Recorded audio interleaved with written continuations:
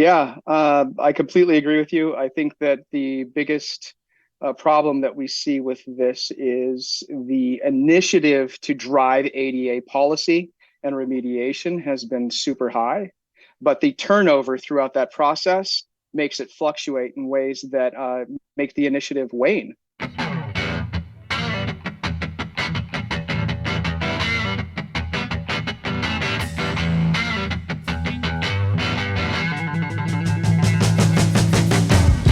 Well, hello and welcome to the ADA Shop Talk podcast.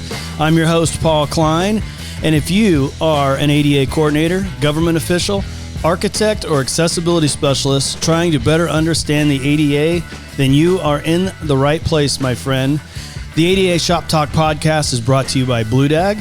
Check out BlueDAG's Transition Plan Builder and Inspection Suite over at BlueDAG.com. And it's kind of fitting in today's show. It's not a solo show today.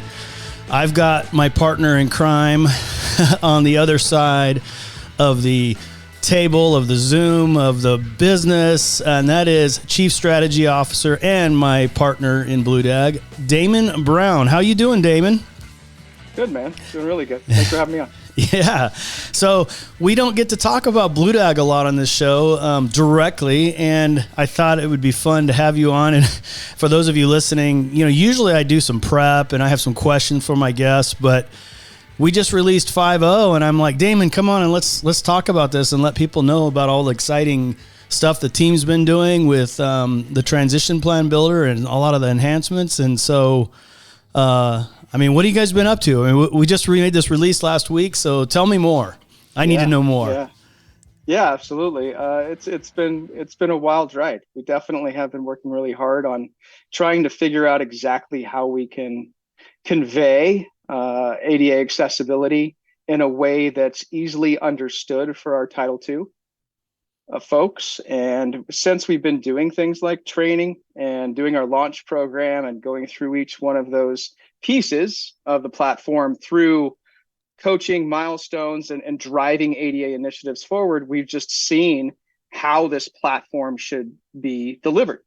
And for us, we came up with a platform that shows exactly how we can drive a transition plan and how we can continue that transition plan throughout the lifetime of an entity. And I just think it's considerably complementary to the technology that we've been driving, and makes sense. It makes sense to the ADA coordinators nationwide. So I'm happy about it. Yeah, I think that's one of the great pivots we've made as business partners, and including the other three that aren't on today, and the team as a whole. And that is, when we first started this, you and I and Mark and Josh sitting at the table in 2015. Hey, we have a software that does inspections. You guys are programmers in the ADA space, and we created this monster, and it's kind of Frankensteined into a pretty viable solution for a lot of entities out there. And I know we can't name a lot of the entities that are using the software, but talk a little bit more about how, you and I are always telling this to people about how, politicians come and go, codes come and go, the ADA comes and go. The one thing that doesn't change for your agency is your transition plan, and the old way of printed binders and Excel spreadsheets that get dust on them is gone with the way it should be in a true living transition plan. So touch a little bit on how, your thoughts on that in terms of from your perspective. Yeah, I completely agree with you. I think that the biggest problem that we see with this is the initiative to drive ADA policy and remediation has been super high, but the turnover throughout that process makes it fluctuate in ways that make the initiative wane, really. Right. So the reality for us is to drive data and drive long-term initiatives year over year over year, over milestone, over milestone, over milestone for every entity, regardless of who's there. And it's easy to learn. We have a people-first training policy at BlueDAG. So being able to come back to the table and see exactly where a group is, not only do they know, but BlueDAG knows, right? So we can drive this and help them with their initiatives throughout the process because we're there. We're there for them. So I think that that's really reshaped it in a way that BlueDAG can be the living transition plan. it is the transition plan so they can move forward through something that is ever evolving, ever moving, including the software. That's why we're talking about 5.0 today. Right. Really is just that whole idea that the software has to move. So I think that's really been the big thing. And we've solved big problems. We've solved big problems and we've solved small problems. We've been on both. Yeah. So I think that it speaks to all the ADA coordinators out there, regardless of size. So I'm pretty stoked about it. So, yeah. Yeah. And I think one thing that's great about it, and maybe you can share some of these thoughts, and that is, it doesn't matter where you are as a government entity, whether you have a full staff of inspectors and you're going to do all your self-evaluation and PSA reviews yourself, all the way to the opposite end, you're small or don't or have more money than time, and so you hire consultants. And so I think the unique thing about BlueDAG is it can plug in any of those scenarios, and you can kind of adapt to your agency's needs. Maybe you can kind of talk a little bit about that. Yeah, and I think it comes with history, right? I mean, the big thing with you and I meeting all those years ago is we needed an inspection platform, and we saw that. We as a technology company saw that being part of the ADA was so meaningful. So I think that starting as a Title III platform, an inspection style platform, and if you will, an internal inspection platform, a facilities inspection platform, and expanding it into the Title II and understanding how the Title II works was the right way to go about it, because we drove this inspection ideology into an asset ideology and had built upon that. And I think that's really what helped us drive this Title II initiative, because we came to it from experience, from SMEs, folks like you. Really, the reality is folks like you drove this inspection platform up, and ADA coordinators took this and interpreted it in a way that allowed us to drive a transition plan forward. So yeah, super helpful. And that's what I like about 5.0. It really walks you, whether you're a seasoned professional or a fairly new person, walks you through the 5 administrative requirements. Do you have an ADA coordinator? And then you update it in the system, and it can actually update that on your city or county's web or your agency's website. And I know there's some other enhancements in there. I think one of the areas it's that soft side of the ADA, as our friend Christy Avalos talks about, and that is the PSA and program services and activities. And I'm more of a built environment guy. You're more of a code programmer software guy. But talk a little bit about 5.0 and some of the enhancements in the PSA realm. Yeah, so I would say one of the key enhancements. The PSA had started with being able to track your ability from a self-evaluation standpoint and say that these are your self-evaluations. But as we all learn that this whole ADA initiative is a self-evaluation, right? Right. So we transitioned to the idea of saying everything's a program, service, and activity, inclusive of your facilities and everything else. We're driving programs forward, right? So the reality is that we have to be able to self-evaluate. So what we did is we created a program, service, and activity link. When you click on it, you can add your program, service, and activity. Additionally, we devised, all of our subject matter experts, not me, not the software developer, devised a program, service, and activities checklist, just like BlueDAG's built, to be able to go through this program all the way through each one of the questions and drive exactly what you need as you self-evaluate that. And you can continue to keep history, continue to remediate each one of those as you go through the process, just like you do with an inspection. Right. So I think it really aligns the BlueDAG way to the program, services, and activities, and drives home the message that that's important as well. Yeah, that's so important, because typically what's happened historically, and Mark and I can attest this because we were former government officials, if you will. And so you hire a consultant, they come in 2012, they do a bunch of reviews, whether it's PSA or buildings. You get a PDF, you print it out, and it sits on either the public works, basement and collects dust, or the city manager's office, and nothing really happens. And then a few years later, funding is at risk, or there's a complaint, and someone says, oh, we got to get on top of this again. So they bust out that binder, and then they almost have to reinvent the wheel.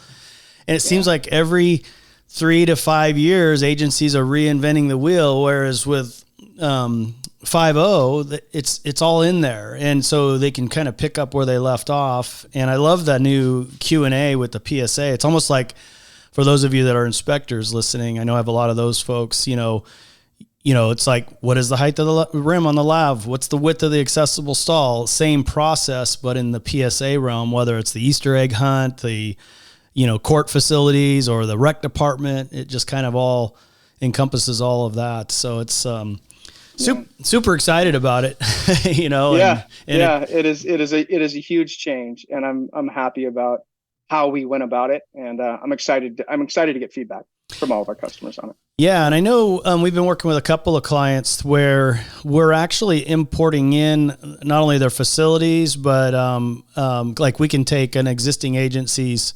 facilities, or probably even some of their PSA or previous surveys that they've had done, and import them in so that it's all manageable in the platform.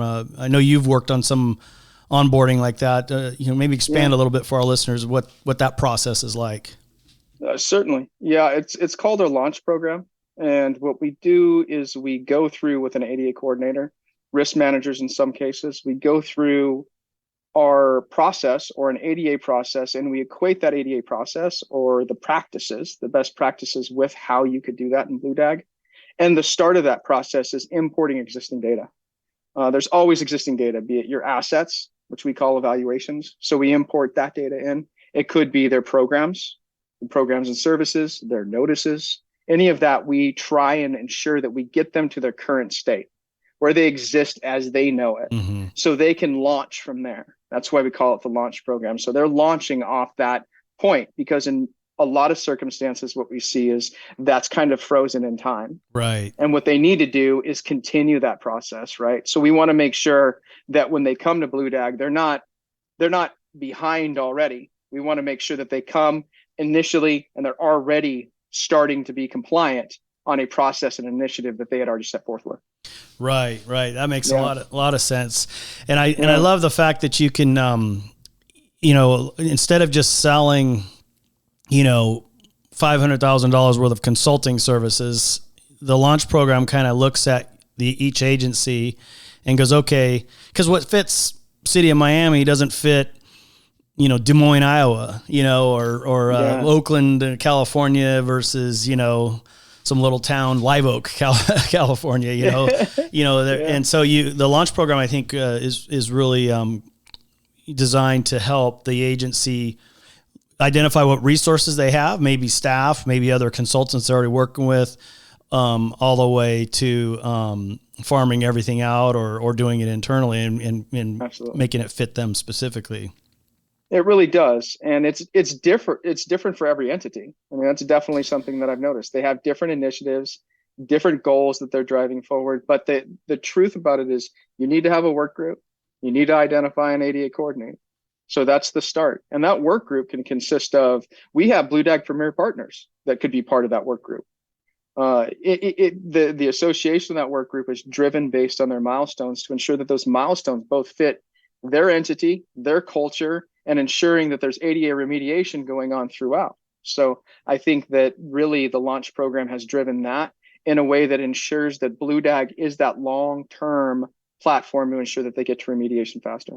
Yeah, I think that's the big crucial thing that a lot of us built environment people miss in the process, and that is we're so quick to let's pave it over, redo the concrete, blah blah, but involving the disabled community, whether it's through the nonprofits in your community or the independent living centers or whatever, and helping them drive. And I know our friend down in City of Greer, South Carolina, I mean, they're almost a model of how it's done. And they've involved their local community. We've had Chris on here as a guest and talking about some of those things on a previous episode. But I think that's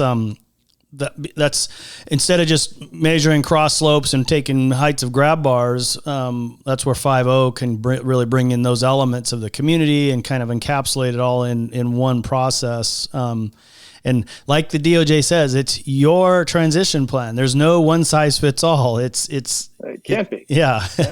There can't be. I mean, it would be nice. And I mean, we drive forward like, some content and things to help and assist places, but the transition plan needs to reflect an entity's culture. Yeah. And if they do that, then in our opinion, as BlueDAG, if they do that, then they can push that remediation faster. And anytime they're thinking about a capital improvement product, they're thinking about the next level that they have to do from an ADA perspective. Right. Right. And I think, and it's not like we're forcing a square into their building process or anything like that. It should have already been there. Yeah. And this allows it to be there seamlessly. Yeah. And so I think that that's huge. Yeah, I love that the grievance intake process that we have now, where you have I forget what you computer nerds call code or something you put on the city's HTML something copy paste. Yeah.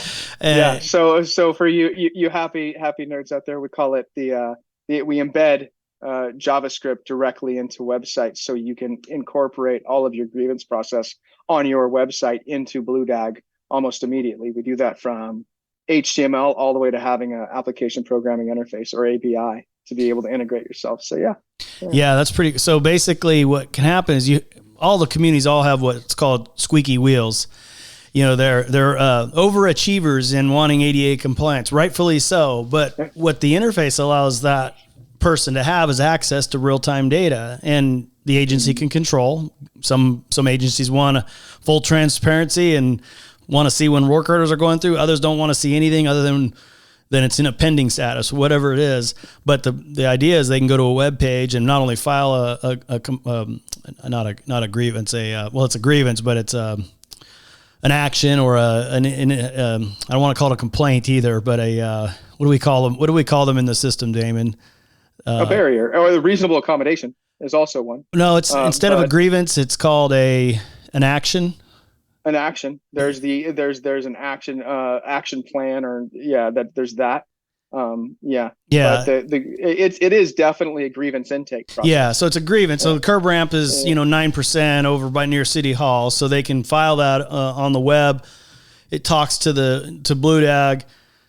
Has mitigation dates and status and barrier confirmation, and then it can do like what you call an API into other public works systems that trigger work orders and everything. And then when that runs its process, it's then automated and update back in the system. So, agencies can take credit for progress. And that's one of the biggest things I know from lawsuits and funding being pulled from the DOJ. They say, you guys haven't done anything, but sometimes just simply having the work order process tracked and tagging them as ADA issues is enough to show the DOJ you've made a good faith effort towards, and that's so, intertwined in our DNA.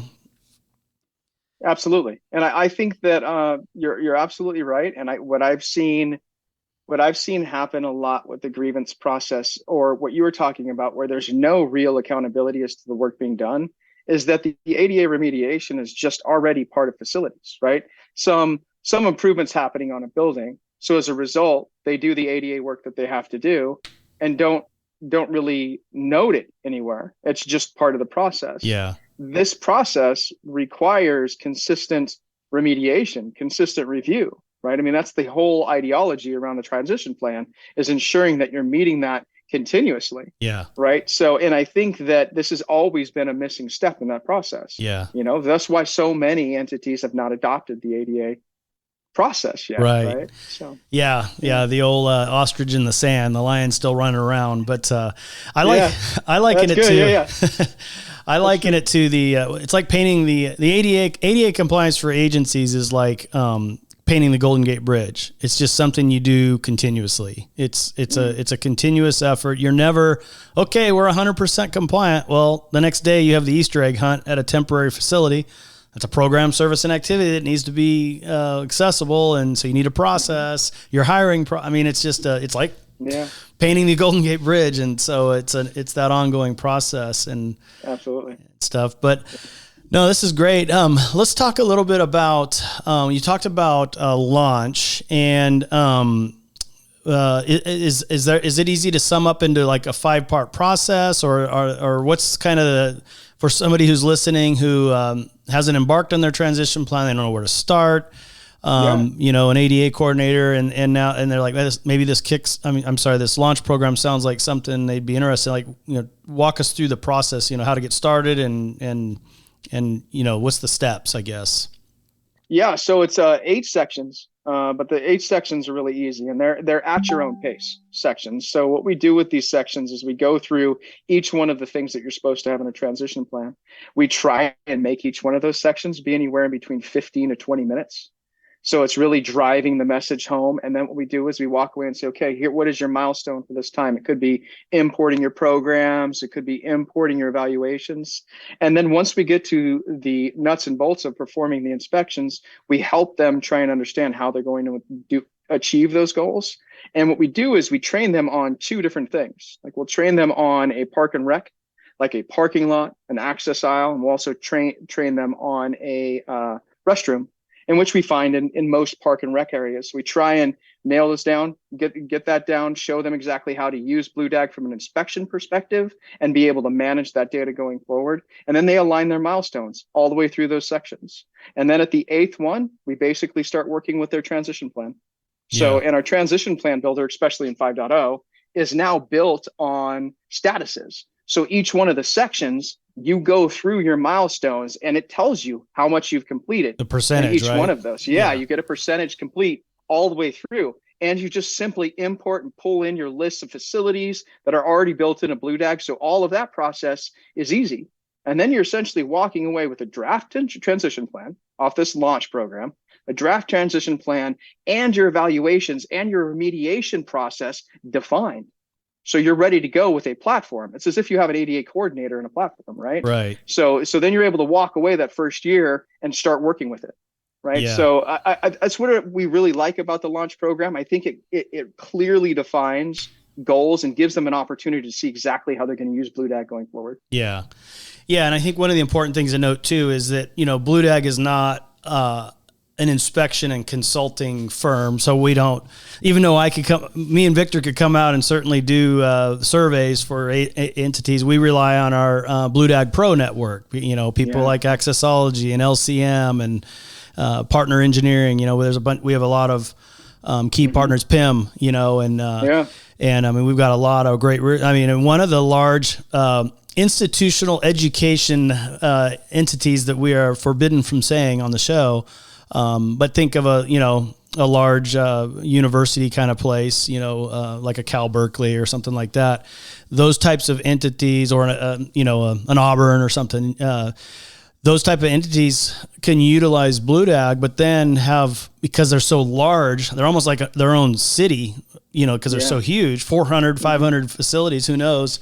And now they're able to use BlueDAG, but then bring all of their multiple consultants in, and not try to rely on one or overload one, and manage that. And I think that's a super powerful thing to have, you know, and super beneficial. Absolutely. I mean, the idea that we have a project manager who's managing BlueDAG with all of these external consultants have access that they can simply click on it, perform their inspections, do everything that they need to do, inclusive of some inspectors that are going out with carts. And we've integrated that platform towards where they're able to measure cross slopes on sidewalks and pull that data over and see that data in BlueDAG, right? So the amount of inspections that are capable of happening when you coordinate these efforts into one platform is huge. Yeah. Right? We're suddenly minimizing the load, and which is the biggest thing that you and I saw in all of our history of going out there when we were trying to talk to people about BlueDAG. All of a sudden they were seeing this huge daunting task of all of these inspections they have to do, when in reality what we've done is we've brought it into one local place and minimized the load to ensure that they recognize that this is a long-term process. Everybody recognizes that, including your transition plan. Yeah. That's what it's for. You know, it's a plan towards transition, right? Yep. So, it's an ongoing process. So, no, that's super helpful. And if you guys want to check out more information, you can go to BlueDAG.com. Of course, Damon and I work together with Jessica doing demos, and so chances are you're going to land with one of us. And if you're interested in one of those, you can reach out to me or Damon. I think you're just dbrown@bluedag.com, if I remember right. D Brown or Damon. Yeah, absolutely. And I'm P Klein. So, but last question, and we'll close out here. What's the future? I know we've talked about having kind of almost like a TurboTax progress bar on the dashboard that kind of helps administrators kind of get a snapshot and be able to, I know they can do that now, but kind of what's the team got in the future for 6.0, if you will? I know you just got done with 5 and you're in the middle of it, so you hate this question, but no, it's all good. It's all good. We recognize the need for output, I would say. At this point right now, we're generating different types of reports that ADA coordinators will be able to run. So let's talk about painting. Let's say that you're out of compliant on a lot of your lines and parking lots, and you want to know how much paint you're going to have to work with, or how many places you're actually going to have to paint. And let's say that's your next initiative. You're going to be able to run reports off of your barriers on how many of those just require recommended action of paint, and then be able to show that in a way that shows costing and shows everything that you need to do in order to drive that initiative forward. If you could close all of your barriers that just need painting, you're then going to be capable of being able to push that forward through BlueDAG. So output's super important. What's your long-term goal, and making sure that you get to remediation? That's our go forward. And some of the suggestions we've had around inspections, being able to quick capture things, I think that's going to be a big one. We have so many ways that you can with the mobile app go out and do a checklist, do master findings, but there's for ease of use and making it faster as you go out there and do inspections for seasoned professionals, we want to be able to minimize that and do the quick capture. Additionally, we're doing things in the back end to speed up things and expand our platform towards where it's super scalable and allows for big data opportunities for us. So I think that there's never a dull moment in technology when it comes to BlueDAG, man. There's always people here thinking, mostly our SMEs. So that's the drive forward. Yeah, no, that's excellent. I'm excited where it's come a long ways since we launched it in 2015. We're almost coming up on 10 years. And, it's exciting to see the light bulb go on with our clients and all the great stuff that it achieves. So it's exciting what we've got, where we've been going. And thanks so much for coming on for a short little conversation on 5.0, Damon. It's been a pleasure and all that good stuff. I love these, man. I love how you get out to the community. It's awesome. It's that combination of what is it? Education plus entertainment, infotainment, I guess is what you might call it. Infotainment is the way it's got to happen, man. Absolutely. Yeah. Thanks for having me. You're welcome. Thanks, Damon. For everybody else, thank you so much. Go out there and rock your ADA efforts. And remember, let's all work together to create a world where everyone has the opportunity to thrive. Take care. And until next week, go rock your ADA compliance. Talk to you soon. Bye-bye.